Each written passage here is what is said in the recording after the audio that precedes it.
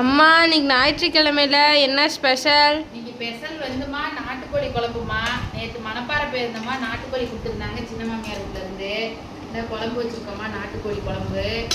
அப்புறம் வந்துமா சிக்கன் வறுவல், சிக்கன் வந்து உப்பு கறி செஞ்சுருக்கேம்மா. அப்புறம் ரசம், அப்புறம் வந்து சாப்பாடு, முட்டை, தயிர்மா.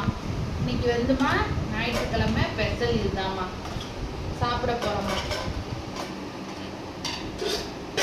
பாருங்கம்மா. ஒயிட் ரைஸு, நாட்டுக்கோழி குழம்பு,